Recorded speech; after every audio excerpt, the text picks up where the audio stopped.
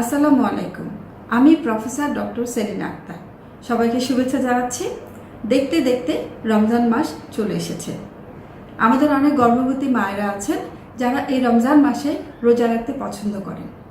যারা রমজান মাসে রোজা রাখার জন্য মনস্থির করেছেন তারা যদি আমার ছোট ছোট কিছু উপদেশ মনে রাখেন তাহলে এই রমজান মাসে আপনাদের রোজা সহজ এবং কম কষ্টকর হয়ে যাবে। যে সমস্ত গর্ভবতী মায়েরা রোজা রাখার জন্য মনস্থির করেছেন তারা অবশ্যই প্রথমে আপনাদের কাছাকাছি বিশেষজ্ঞ গাইনি ডাক্তার দিয়ে আপনাদের একটা সম্পূর্ণ শারীরিক চেক আপ করিয়ে ফেলুন এবং চেক আপ করে জেনে নিন আপনার গর্ভের সাথে আরও কোনো জটিলতা আছে কিনা। জটিলতা বলতে আমি বোঝাচ্ছি উচ্চ রক্তচাপ, ডায়াবেটিস, রক্তশূন্যতা, থাইরয়েডের সমস্যা। এই সমস্ত সমস্যা যদি আপনার না থাকে এবং আপনি যদি শারীরিক এবং মানসিকভাবে যথেষ্ট নিজেকে ফিট মনে করেন তাহলেই আপনি রমজান মাসে রোজা রাখার জন্য মনস্থির করুন। রমজান মাসে রোজা রাখার আগে আরও কিছু জিনিস আপনি নিজে খেয়াল করবেন, যেমন এই রমজান মাস কোন সময়টাতে। যদি সেটা হয় গ্রীষ্মকালে তাহলে দিনের দৈর্ঘ্য সাধারণত একটু বড় হয় এবং সেই সময়টায় তাপমাত্রাও বেশি থাকে, আর সেই কারণে গর্ভবতী মায়ের শরীরে পানি শূন্যতা দেখা দিতে পারে এবং এই পানি শূন্যতা গর্ভবতী মায়ের জন্য এবং তার অনাগত বাচ্চার জন্য ক্ষতির কারণ হয়ে দাঁড়াতে পারে। আপনি গর্ভের কোন অবস্থায় আছেন, প্রথম 3 মাসে নাকি শেষের দিকে? আমরা সাধারণত গর্ভের প্রথম 3 মাসে গর্ভবতী মাকে রোজা রাখার জন্য উৎসাহিত করি না, কারণ প্রথম 3 মাসেই বাচ্চার সমস্ত গঠন সম্পূর্ণ হয়। সেই জন্য এই সময়ে রমজান মাসে রোজা না রাখাই ভালো। রমজান মাসে রোজা রেখে অযথা লম্বা জায়গা হাঁটাহাঁটি করা, অযথা অতিরিক্ত কাজের চাপ না নেওয়াই ভালো।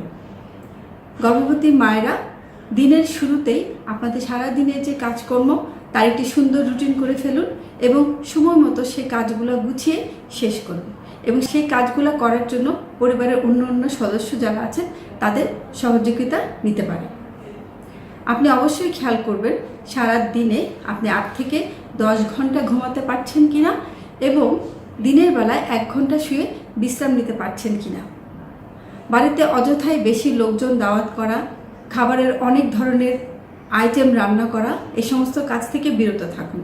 সবসময় ঠান্ডা জায়গায় থাকার চেষ্টা করুন। রমজান মাসে দিনের বেলা শপিং না করে ইফতারের পরে শপিং করার জন্য সময়টাকে নির্বাচিত করুন। আপনি থাকতে পারেন বাসা কিংবা অফিসে, আপনার চারিদিকে অনেক কিছু ঘটতে পারে, কোনো কিছুতেই তেমন কোনো প্রতিক্রিয়া দেখাবেন না। সবসময় শান্ত থাকার চেষ্টা করুন এবং সারাদিনে নির্দিষ্ট সময়ে আপনার ইবাদতের জন্য ঠিক করুন। আপনি যদি গর্ভের শেষের দিকে হয়ে থাকেন তাহলে অবশ্যই আপনার বাচ্চার নড়াচড়া খেয়াল করুন।